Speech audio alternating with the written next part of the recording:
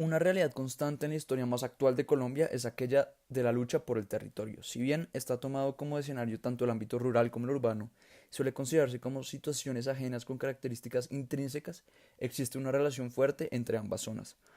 Dicha relación se hace evidente en problemáticas estudiadas y bien conocidas, como lo son el problema centro-periferia o la migración del campo a la ciudad, que ha dado paso a diversos conflictos y problemáticas que tienen que ver con la propiedad y derecho del territorio urbano. Esto, a su vez, se ha visto reflejado y en cierto sentido ha acentuado la tensión y lucha entre las clases sociales. De aquí es pertinente preguntarse, ¿cómo se manifiestan aspectos como la clase y la región, entre otros, entre la lucha por la tierra en el campo y la ciudad? Es así como esperamos demostrar que la lucha de la tierra en Bogotá se ha dado como una tensión entre las clases sociales que nace a partir de los pobres derechos de propiedad existentes, la noción de quién realmente es la propiedad, el elemento intangible, y la migración a la ciudad por parte de personas provenientes de regiones rurales. La estrategia del caracol de Sergio Cabrera representa el conflicto de clases de Bogotá, centrado en la problemática de la propiedad y el derecho sobre la tierra, desde la situación de una población de clase baja que se ve enfrentada a la intención de desalojo del edificio en el que habitaban, por parte del dueño del mismo, quien pertenece a la clase alta o dirigente de la sociedad. Es así como se presentan dilemas relacionados con el derecho real sobre el terreno, pues los inquilinos han vivido en dicha edificación por un periodo de tiempo extenso, en ocasiones más de 50 años, mientras que el propietario no ha vivido en el mismo. De aquí se hacen evidentes acciones ilegales por parte de la clase dominante, con cierta complicidad de la justicia y la autoridad para lograr despojar a la clase marginada. Un ejemplo anterior es que el propietario presenta testigos falsos para negar el derecho de propiedad por vivir un término mayor a los 20 años de la inquilina que había habitado el inmueble por más de 50 años.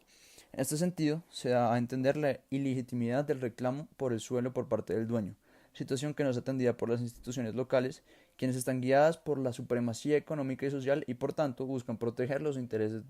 de aquellos con poder. De esta manera, los habitantes del edificio deciden trabajar en conjunto y sobrellevar el conflicto a partir del traslado paulatino de a pasos de caracol, que da como resultado el traslado de la comunidad con su propiedad, dejando el terreno del dueño sin el bien que ahí residía. De aquí la fuente demuestra el conflicto por la propiedad de la tierra, que se traduce en un conflicto de clases por la propiedad del mismo, donde la clase dirigente oprime a las clases marginadas.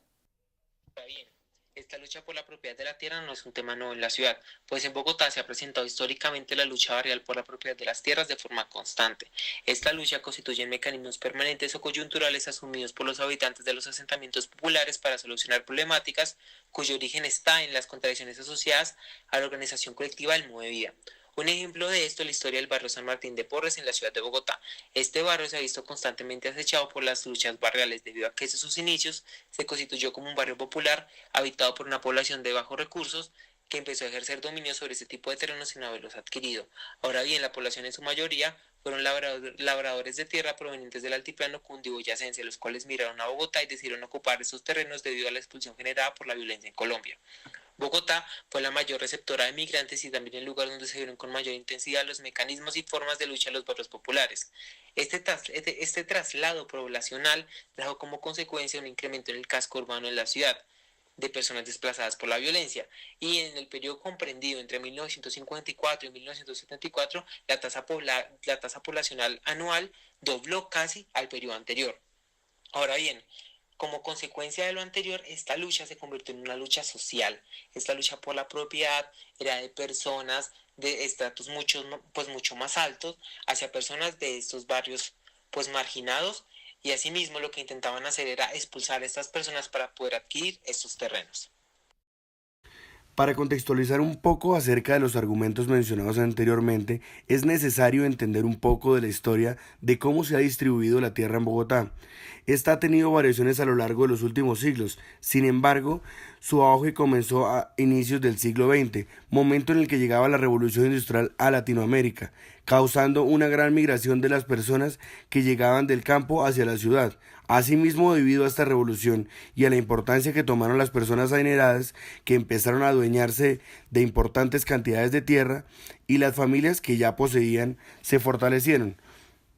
Como las personas que venían del campo no tenían suficientes recursos, empezaron a invadir zonas de las cuales hoy conocemos como barrios informales o de invasión. Esto generaba bastantes problemas, ya que para organizar la ciudad se tenía que tener en cuenta a esta población, lo cual siempre causó y ha causado grandes problemas, ya que los lugares que se acentuaban como tal no tenían dueños. Entonces siempre estaba el interés, ya sea del Estado o de los privados, de adueñarse de estas, por lo cual concluimos que el problema de las tierras no es algo reciente, sino más bien algo que se ha dado desde los inicios, desde la civilización colombiana, donde sabemos la importancia y los beneficios que trae ser poseedor de tierras. Eventualmente llevan a un conflicto entre clases por la lucha a la tierra, debido a los intereses económicos que yacen detrás de estas propiedades.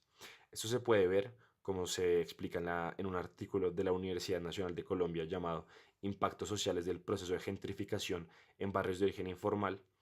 Se puede ver que diferentes localidades de Chapinero, en Bogotá, en el norte de Bogotá, se vieron sujetas a un abuso por parte de la clase alta para poder tomar la propiedad, ya que no se tenían derechos de propiedad legales y válidos que pudieran defender la posición de estos habitantes. Sin embargo, este artículo también explica que ese no es el caso para todas las localidades dentro de Chapinero. Otras partes sí pudieron conseguir sus títulos de propiedad debido a la duración de los habitantes sobre el suelo, y sí se pudo llegar a otra solución.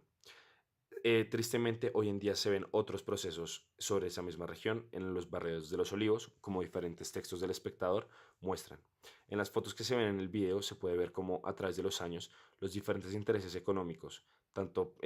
privados como públicos, público en el sentido del intento de expropiación por parte del alcalde Gustavo Petro, han llevado a que este barrio pierda muchos habitantes. Muchos han sido forzados fuera de su propiedad, y otros han sido pagados por su propiedad, sin embargo, con montos muy bajos que no los ayudan a poder empezar en otras partes de Bogotá.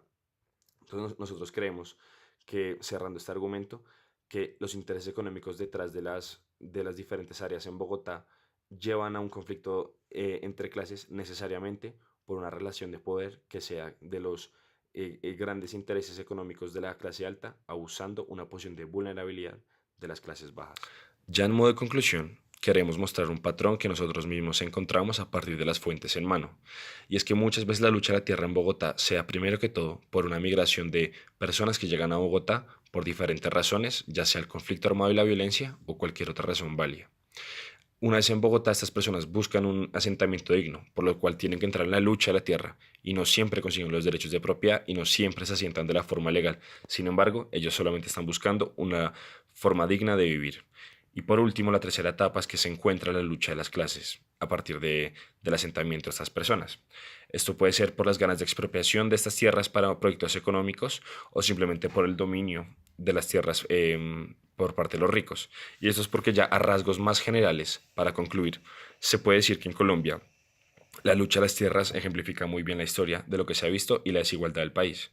No es ningún secreto que Colombia es uno de los países con el Gini más alto y la desigualdad más alta del mundo, y sobre todo en Latinoamérica, lo cual muestra que esta lucha a las tierras ha resultado en una mayor concentración por parte de los ricos, en una mayor desigualdad y en una mayor pobreza.